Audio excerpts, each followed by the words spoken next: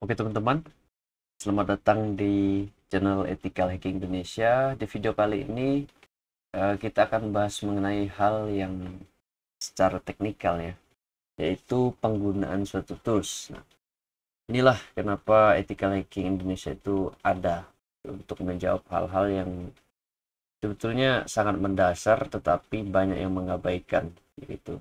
Dan banyak sekali yang bertanya, dan inilah kenapa kita harus belajar dengan teliti juga terhadap suatu tools dan terhadap banyak teknik yang harus kita kuasai dengan teliti. Makanya ada Ethical Hacking Indonesia. Jadi kalau kamu tidak sengaja menemukan video ini di beranda YouTube atau di sosial media lainnya, jangan lupa di share ke teman-temanmu, dan juga jangan lupa like, komen, dan subscribe ya, untuk mendapatkan update terbaru mengenai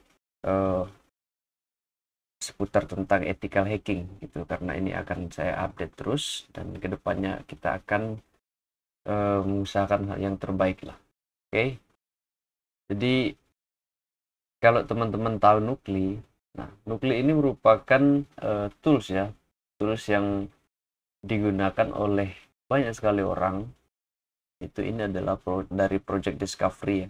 Project Discovery ini membuat tools open source yang kemudian bisa kita gunakan dalam kelancaran kita dalam bekerja lah. Jadi ya sebelum-sebelumnya ada saya bahas juga tentang Nukli, jadi teman-teman bisa cari videonya di channel YouTube Ethical Hacking Indonesia. Itu hanyalah pengenalan apa itu Nukli gitu. Tetapi secara praktis banyak yang belum memahami bagaimana cara menggunakan satu tools dengan benar gitu. Nah, coba kita cari mana nih. Ini ada Nukli ini sudah ke versi berapa ini? Ini versi yang pertamanya, ini sudah versi yang keberapa ini, mana versinya?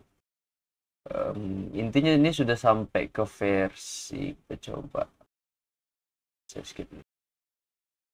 Oke, kita lanjut. Jadi sekarang Nukli sudah versi yang ke sekian. Kita masuk dulu ke directory-nya, go bin dan Nukli. Ya. Kita lihat ini sudah yang versi ke ya. Jadi sekarang Nukli versi yang 3.3.2 ya. Dan ini awal rilisnya versi 2.2.0. Nah, permasalahan yang harus kita sambungkan adalah bagaimana cara menggunakan Nukli. Di sini kita bisa lihat fast and customizable vulnerabilities, scanner based on simple YAML and DSL. Jadi dia cepat. Penggunaan Nukli ini adalah otomasi ya, otomasi untuk melakukan pencarian suatu kerentanan, itu makanya disebut sebagai vulnerability scanner itu, menggunakan template. Jadi template yang bisa kita gunakan seperti ini contohnya. Jadi misalnya kita mau cari AWS ya, Amazon Cloud Secret Token Value, terus dengan apa namanya, aturan-aturan yang ada, misalnya regex, path, dan lain-lainnya. Nah, tapi permasalahannya adalah setiap program, setiap apa namanya, setiap tempat itu punya aturan mainnya. Misalnya dalam suatu server gitu, dia menerima yang namanya request itu terbatas, karena itu alasannya adalah alasan keamanan juga gitu. Tapi ketika kita melakukan pentest atau melakukan hacking ke situ, kita harus melihat kemampuan suatu server itu menerima request dari kita itu seperti apa. Nah, itu yang jadi masalah. Kenapa ada skip 30 second ya. Jadi 30 detik itu akan di skip. oleh nukli itu sendiri. Nah, masalahnya di sini. Masalahnya kita tidak pernah membaca yang namanya dokumentasi. Dokumentasi dari nukli. Nah, kalau teman-teman mau belajar lebih dalam, teman-teman bisa ke websitenya dokumentasi Project Discovery. Untuk toolsnya itu ada nukli dan overview. Teman-teman bisa lihat ini untuk nukli. Tapi sekarang secara spesifik kita akan melihat bagaimana sih cara nukli bekerja. Nah, di sini sudah disediakan fungsi untuk kita melihat bagaimana sih dan apa aja sih fungsi yang harus kita jalankan di sini. Nah, di sini adalah flag target, target format, ada template, ada filtering, ada output, ada configuration, ada interact, ada fuzzing, ada uncover, rate limit, dan optimization, dan banyak lagi. Sampai ke debug, update dari nukli itu sendiri, statistik, cloud, authentication, dan contoh penggunaannya. Nah, secara default kalau kita running ini, maka kita menggunakan secara defaultnya nukli ini. Nah, apa yang menjadi problem atau masalah ketika kita menggunakan nukli lalu dia men-skip targetnya? Kalau teman-teman lihat di sini yang sudah saya sebutkan tadi, yaitu pada rate limit. Nah, rate limit ini RL, maximum number of request to send per second. Jadi request yang dikirimkan setiap detik itu adalah 150. Anda bayangkan ketika Anda membuat suatu server, tapi dalam satu detik itu Anda menerima 150 request. Itu sangat sibuk sekali server. Jadi firewall itu bisa memblokir kita. Firewall itu atau sistem request dari suatu server itu bisa cukup kebingungan dalam menanggapi ini. Itu makanya kita kadang ada error, ada kesalahan dalam dalam menerima respon maupun memberikan respon. Itu ada banyak lagi, misalnya konkurensi dan maximum number of templates to be executed in parallel. Jadi dalam list target kita itu ada berapa yang akan dieksekusi template-nya. Misalnya akan disebar, misalnya ada dalam per second itu, misalnya kita punya 4 target. Apakah kita akan membuat dia langsung ke 4 targetnya sekaligus, atau kita bisa memilih berapa template yang harus dieksekusi dalam 1 second atau dalam 1 detik gitu. Nah, tetapi ini adalah cara kita untuk mengelabui yang namanya firewall yang hubungannya dengan request, respon request, dan detection. Jadi kalau teman-teman pernah lihat server itu, di dalamnya kalau server yang memang sudah didesain secara lengkap, itu ada yang namanya intrusion detection, ada snort dan lain sebagainya yang akan memantau kinerja atau memantau log. Atau di Apache itu ada namanya log server. Itu kalau di situ teman-teman bisa lihat apa sih yang terjadi, aktivitas yang terjadi. Nah, teman-teman bayangkan ketika 25 template ini dieksekusi secara paralel. Nah, kalau dieksekusi secara paralel 25 template dan targetnya adalah misalnya sampai 100 subdomain. Wah, Anda bayangkan itu. Jadi itu sekitar berapa tuh, dikalikan aja tuh 25 template kalikan 100 subdomain, itu bisa sangat memberatkan server. Terus kalau teman-teman tidak mengatur rate limit, jadi dia tetap 150, jadi request 150 per second, itu otomatis servernya sibuk, servernya tidak bisa menanggapi, jadi error dan di skip. Jadi kita tidak bisa menerima respon dari server. Nah, bagaimana cara memastikan supaya ketika rate limit ini tetap kita masih pakai, tetapi kita tidak men-skip target? Nah, itu teman-teman bisa pakai yang namanya, di sini ada optimization-nya.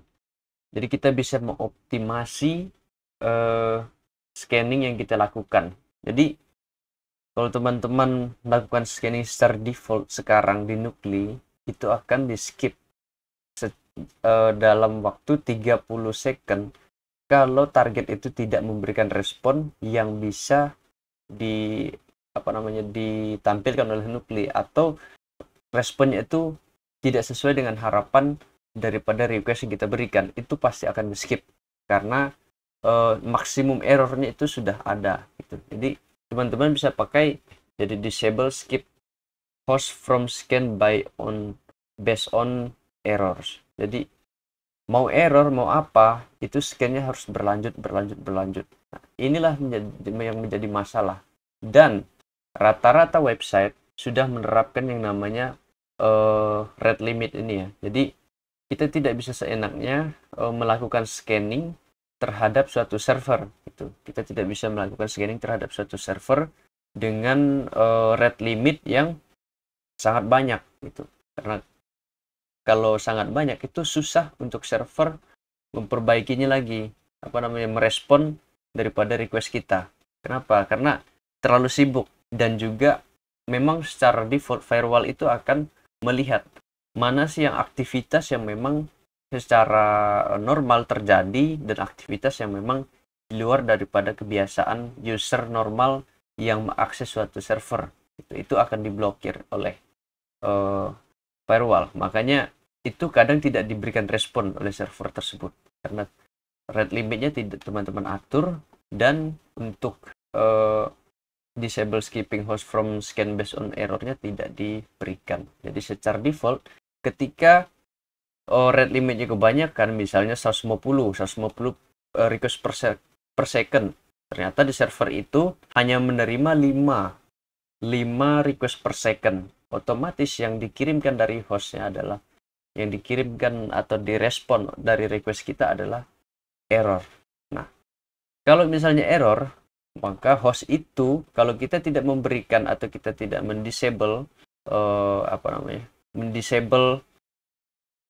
Nuclei untuk membaca error itu, maka itu akan di skip dan berlaku ke host-host yang lain.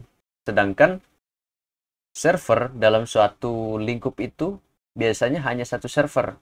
Ada juga server yang lain-lain, tetapi untuk menjawab suatu request biasanya ada satu server. Jadi itu ya teman-teman, misalnya bisa pakai teknik seperti ini. Misalnya Nuclei terus untuk targetnya www.contoh.com misalnya, lalu pakai C-nya itu misalnya 10 dan juga RL-nya biasanya 10. Ini sudah ideal ya menurut saya. Terus 0 HME. Nah, jadi dengan kondisi ini teman-teman tetap bisa melakukan scanning menggunakan Nuclei dengan aturan yang teman-teman buat gitu. Dan ini yang penting untuk disesuaikan ya. Jadi sangat penting menyesuaikan dengan program yang sifatnya dinamis gitu. Jadi setiap perusahaan itu ada aturan dari programnya sendiri gitu. Atau teman-teman mau ngecek server teman-teman juga harus menggunakan aturan juga gitu. Supaya apa? Supaya lebih terlihat gitu. Bayangkan dalam satu request itu ada 150. Jadi untuk menganalisa request itu sendiri sangat susah, walaupun kemudian kalau teman-teman jadi bidang defensif itu memang keharusan gitu melihat hal seperti itu. Tapi untuk kita yang ethical hacker, kita harus bisa meminimalisir lah supaya kita tidak diblokir dari server tersebut oleh firewall. Jadi saya kira demikian yang teman-teman harus pahami gitu. Saya harap teman-teman mengerti apa yang saya maksudkan dalam video ini, bahwa ketika melihat suatu tools kita tidak bisa mentah-mentah untuk menggunakan tools itu. Gitu. Kenapa? Karena segala sesuatu itu ada aturannya, ada aturan mainnya, bagaimana cara penggunaannya dan fungsi-fungsinya itu. Jadi biasakan teman-teman untuk membaca yang namanya dokumentasi atau cara penggunaannya seperti ini. Kadang kalau kita lihat ini cukup memusingkan gitu. Kita lihat ini apa, tapi kita harus pelajari satu-satu memang untuk menguasai suatu tools itu. Jadi seperti Nukli ini yang sifatnya sangat powerful, sangat mempersingkat waktu dalam mengecek apa namanya vulnerability atau kerentanan dalam waktu yang singkat. Jadi teman-teman perlu untuk mempelajari dokumentasinya. Oke, mungkin saya kira demikian untuk video kali ini. Tetap semangat dalam belajar. Jangan lupa like, comment, dan subscribe, karena di channel ini kita akan belajar baik dari basic sampai tingkat lanjut tentang ethical hacking. Jadi kamu tidak pernah apa namanya tidak rugi lah dalam subscribe itu. Oke, mungkin itu aja. See you in the next video.